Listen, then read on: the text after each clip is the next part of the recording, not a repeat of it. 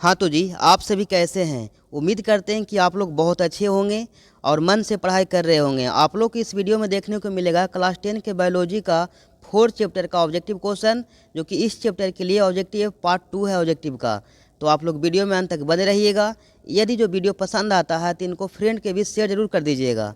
चलिए देखते हैं पहले क्वेश्चन को। देखिएगा, पहला क्वेश्चन है कि किस वैज्ञानिक को आनुवंशिकी का पिता कहा जाता है? अरस्तु, Gregor John Mendel, Robert Hooke, इनमें से कोई नहीं। इनका सही आंसर हो जाएगा ग्रेगर जॉन मेंडल, है ना। मेंडल जी को ही आनुवंशिकी का जनक यानी पिता कहा जाता है। आपको ध्यान रखना है इनके बारे में कि वंशागत नियम का प्रतिपादन यही किए थे। वंशागत नियम बोलिए या पृथक्करण का नियम बोलिए, सब इन्हीं का देन है। तो उम्मीद है कि इनको बारे में आप समझ पाए होंगे, जो कि इन्होंने, है ना, अपने प्रयोग में मटर के पौधे का इस्तेमाल किए थे। कौन? मेंडल जी ने। तो इनको ध्यान रखेंगे आप। और जो अरस्तु है ये क्या है? जीव विज्ञान के जनक हैं। रॉबर्ट हुक हैं जो ये कोशिका का खोज किए थे, है ना, 1665 ईस्वी में। तो आप प्रयास करेंगे सारे पॉइंटों को ध्यान रखने के लिए। चलिए देखते हैं सेकंड क्वेश्चन को। देखिएगा, सेकंड क्वेश्चन है कि एक स्त्री में है ना, एक स्त्री में कौन से लिंग गुणसूत्र मिलते हैं? है ना, X Y, X X, Y Y, इनमें से सभी। तो आपको ध्यान रखना है एक स्त्री यानी कि महिला में, है ना, एक सेक्स लिंग गुणसूत्र है जो पाया जाता है। और क्या बोलता है? नर यानी कि पुरुष में एक्स वाई होता है। तो इनको आप ध्यान रखिएगा। देखते हैं अगले क्वेश्चन को। देखिएगा 3 नंबर क्वेश्चन है कि मानव युग्मक में, है ना, मानव युग्मक में ऑटोसोम की संख्या कितनी होती है? आपको बताना है मानव में ऑटोसोम की संख्या, जो कि 22 जोड़ा होता है। कितना होता है? 22 जोड़ी होती है। और जो कि 23वां जोड़ा होता है, जो यही लिंग गुण, है ना, लिंग गुणसूत्र होता है, जो कि मादा में एक्स एक्स और, है ना, पुरुष में एक्स वाई होता है। लेकिन जब भी पूछा जाएगा आपसे ऑटोसोम की संख्या, जो क्या होगा? 22 जोड़ी होगा। इनको आप ध्यान रखिएगा। देखते हैं अगले क्वेश्चन को। 4 नंबर। यदि जो आप लोग को वीडियो पसंद आ रहा है तो इनको फ्रेंड के बीच शेयर जरूर कर दीजिएगा। देखते हैं 4 नंबर क्वेश्चन को। बोला गया है कि मनुष्य, बिल्ली तथा चमगादड़ के अग्रपाद हैं, है ना, समजात अंग, असमजात, अवशेषी अंग, इनमें से कोई नहीं। तो इनका सही आंसर हो जाएगा ऑप्शन ए, समजात अंग।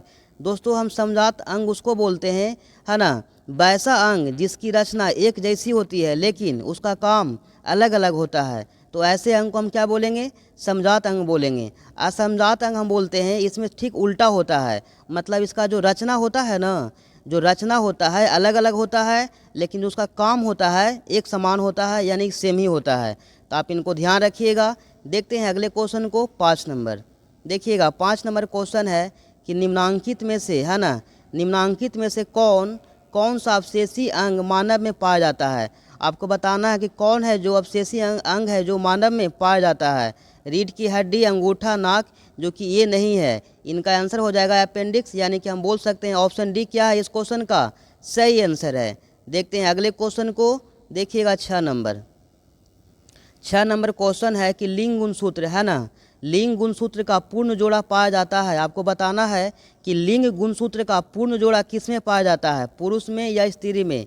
तो जो कि आपको पता है, जो स्त्री में है जो एक सेक्स होता है, जो कि आप यहाँ पे देख सकते हैं जोड़ा के रूप में है। लेकिन पुरुष में होता है जो एक्स वाई होता है, वहाँ पे अलग अलग है। तो हम बोल सकते हैं जो स्त्री में क्या होता है, पूर्ण जोड़ा में क्या है, लिंग गुणसूत्र पाया जाता है, जो कि एक्स एक्स पाया जाता है। तो इनको आप ध्यान रखिएगा। देखते हैं अगले क्वेश्चन को। 7 नंबर देखेंगे, है ना। 7 नंबर क्वेश्चन है कि कौन कौन सा महादेश मानव जाति का मूल, है ना, मूल उद्भव स्थल माना जाता है? आपको बताना है कि कौन सा महादेश है जो मानव जाति का मूल उद्भव स्थल माना जाता है। इनका आंसर हो जाएगा, है ना, अफ्रीका। क्या है इस क्वेश्चन का सही आंसर है? अफ्रीका क्या है इस क्वेश्चन का सही आंसर है। मतलब हम बोल सकते हैं ऑप्शन डी क्या है इस क्वेश्चन का सही आंसर हो जाएगा। देखते हैं अगले क्वेश्चन को। देखेंगे 8 नंबर। 8 नंबर क्वेश्चन है कि जीवों के वर्गीकरण में समान जातियां आपस में मिलकर जिस पदक्रम का निर्माण करता है ना, उसे हम क्या कहते हैं? उसे हम वंश कहते हैं। उसे क्या कहते हैं? वंश। यानी कि ऑप्शन डी क्या हो जाएगा इस क्वेश्चन का सही आंसर हो जाएगा। देखिएगा अगले क्वेश्चन को। 9 नंबर। आप लोग को प्रयास करना है कि प्रत्येक क्वेश्चन का आंसर कमेंट में देने के लिए। देखिएगा 9 नंबर क्वेश्चन है कि जीवों के, है ना, जीवों के परिरक्षित अवशेष को क्या कहते हैं? जीवों के परिरक्षित अवशेष को जीवाश्म कहा जाता है। ऑप्शन सी क्या है इस क्वेश्चन का सही आंसर है। देखते हैं अगले क्वेश्चन को। देखिएगा 10 नंबर। 10 नंबर क्वेश्चन है कि विकासीय दृष्टिकोण से, है ना, 10 नंबर क्वेश्चन है विकासीय दृष्टिकोण से हमारी किससे अधिक समानता है हमारी की, यानी कि पूछा जा रहा है आपसे कि विकासीय दृष्टिकोण से हमारी किससे अधिक समानता है। चीन के विद्यार्थी से, चिंपैंजी से, मकड़ी से, जीवाणु से। ये तीनों का तीनों क्या है, जानवर है। हम यहाँ पे बोला जा रहा है हमारी, यानी कि अपने बारे में, जो कि हम एक मानव हैं, जो कि किससे मतलब समानता होगा, चीन के विद्यार्थी से, क्योंकि वो भी विद्यार्थी क्या है, एक मानव है। यानी कि हम बोल सकते हैं ऑप्शन ए क्या है इस क्वेश्चन का सही आंसर है। देखते हैं अगले क्वेश्चन को, देखिएगा 11 नंबर। 11 नंबर क्वेश्चन है कि जैव विविधता का विशिष्ट स्थल है ना। क्वेश्चन है कि जैव विविधता का विशिष्ट स्थल है फसल क्षेत्र, नदी तट, समुद्र तट, वन। इनका सही आंसर हो जाएगा ऑप्शन डी क्या है इस क्वेश्चन का सही आंसर है। देखते हैं अगले क्वेश्चन को। आप लोग इस वीडियो को है ना ध्यान से देखिएगा, क्योंकि बहुत ही इंपॉर्टेंट क्वेश्चन है ना। सारा का सारा क्या बहुत ही इंपॉर्टेंट क्वेश्चन है, आपको यही सब एग्जाम में देखने को मिलेगा। देखिए क्वेश्चन है कि जलवायु एवं वातावरण के प्रभाव से उत्पन्न विभिन्नता क्या कहलाती है। आपको बताना है कि जलवायु एवं वातावरण के प्रभाव से उत्पन्न विभिन्नता क्या कहलाती है। वो कहलाती है कायिक विभिन्नता। क्या कहलाती है, कायिक विभिन्नता। मतलब इस क्वेश्चन का सही आंसर हो जाएगा ऑप्शन सी। देखते हैं अगले क्वेश्चन को, देखिएगा 13 नंबर। क्वेश्चन है कि जीव का है ना, जीव का वह आनुवंशिक लक्षण जो स्पष्ट रूप से दिखाई देता है क्या कहलाता है। जीव का वह आनुवंशिक लक्षण जो स्पष्ट रूप से दिखाई देता है उसे हम क्या कहते हैं, उसे कहा जाता है ना फेनोटाइप कहा जाता है। क्या कहा जाता है, उसे फेनोटाइप कहा जाता है। इनको आप ध्यान रखेंगे, या फेनोटाइप बोलिए या लक्षण प्ररूप बोलिए, दोनों क्या है, सेम ही है।